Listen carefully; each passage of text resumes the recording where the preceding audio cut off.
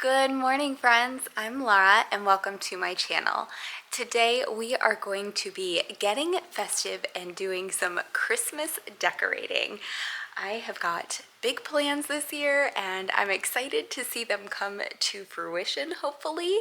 And I thought this would just be a really cozy, fun time together as we welcome the winter season and start preparing for all of the holidays coming up. I'm going to show you my decorating outfit because I've seen so many cute videos online where everybody looks all festive and amazing, and it's just not realistic for me.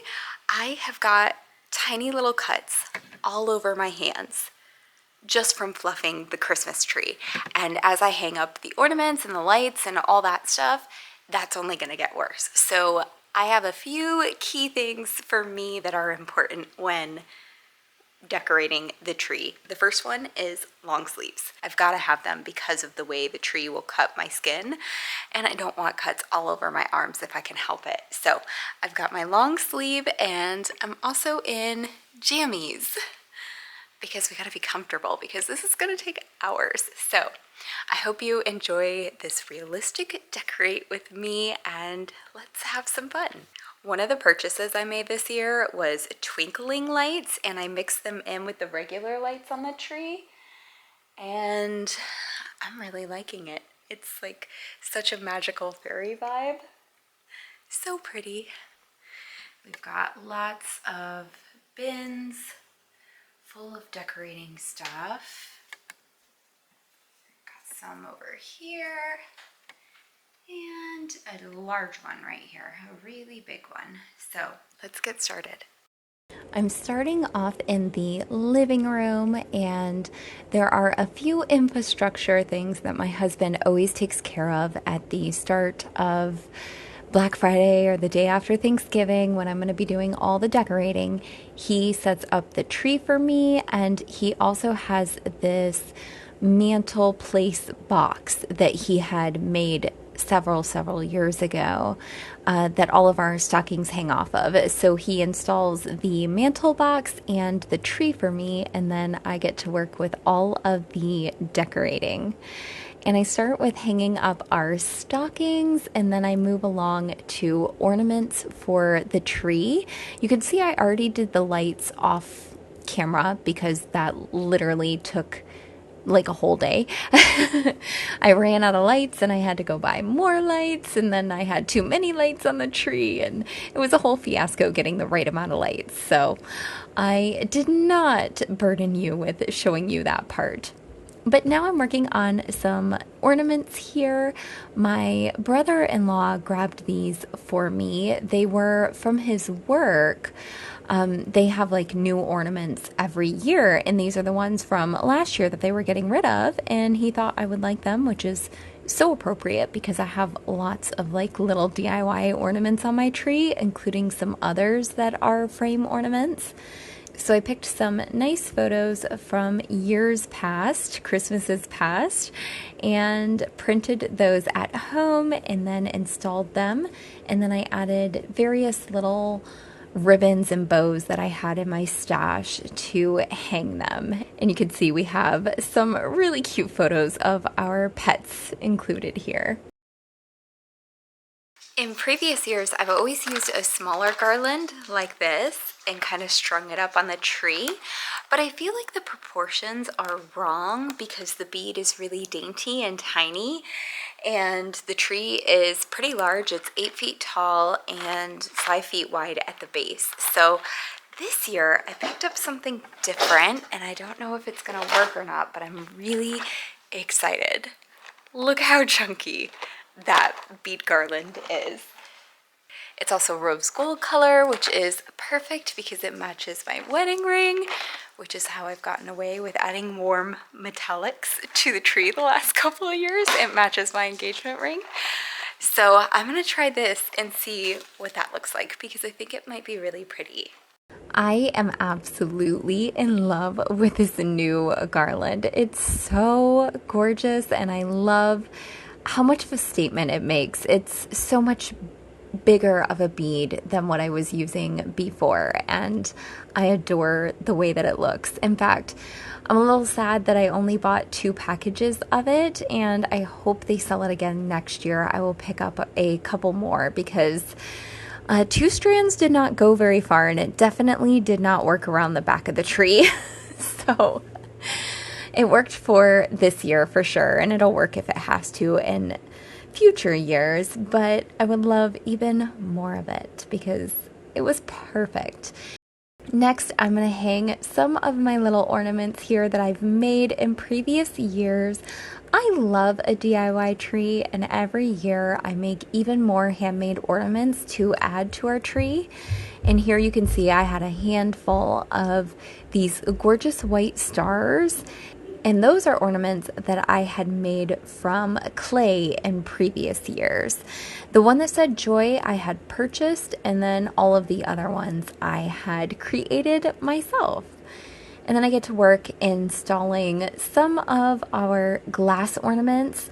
I bought some really heavy ornaments last year that are made of glass and metal, and I love just how sophisticated they are. Like, they just make such an impact and a statement to me, and they feel so grown up. And I've never done like breakable stuff on the tree before, but last year I was craving like a really Victorian Christmas, and I didn't want a bunch of plastic stuff on there. So I invested in some really heavy glass ornaments, and I love the way they look. But it takes a really strong branch to hold them up, so I like to get those on the tree first, and then I can hang up my smaller ornaments and the plastic ornaments around them. That way the really heavy ornaments get the strongest branches first. You can see I also have orange slices on the tree. I'm going to share a little hack with you guys that I learned. I first started doing an orange garland on my tree a few years ago, and I loved the way it looked as, you know, a person who idealizes homesteading, and I love gardening, and I love being outside and, you know, Whole Foods and all that good stuff. I loved the look of a dried orange slice on the tree.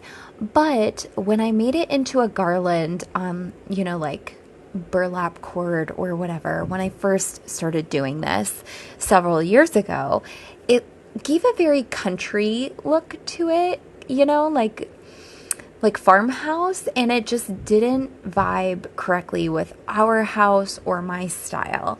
And one of the things that I learned that year that really was helpful, or last year actually, when I was re-putting it up on the tree, I unstranded everything from the garland that I had created, and I just hung up the orange slices individually on their own little ornament hooks, and I love the way that looks even more. I think it looks grown up and sophisticated, and it looks like tiny little oranges adorning the tree, but not in like a country garlandy look.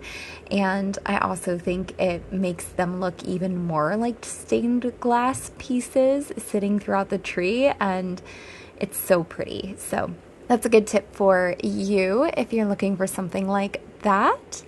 And then I move along to adding some little pops throughout our house. I exchange some of my floral arrangements that I had dried flowers in throughout the year. I traded those out for some wintry looking stems. And then this year I'm adding a brand new addition to our house that I am so excited about. I am adding Christmas to our bedroom. I have never had Christmas decorations in our bedroom before, but I very much love the idea of having like a Christmas tree in every room of the house and having a little bit of Christmas joy in every room. And this year I invested in these 3 trees that are really skinny. I thought that would be perfect for the bedroom because they don't take up a lot of space and also very simple.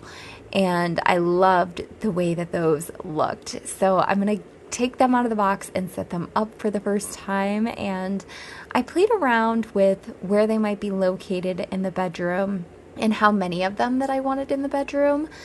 And I ended up deciding I wanted all three of them in there because they're so small and dainty, and putting them all together made it look like a little forest. And it was so charming. I really loved it. And this consisted of a 6-foot tree, a 5-foot tree, and then a 4-foot tree. So it's like the whole series of that kind of tree that they had. And bonus, I got it on sale for 50% off of each tree. So I felt really good. Definitely like the best investment I made in Christmas this year. I loved how sweet it was. And you can see I just have the lights on it because it comes pre-lit.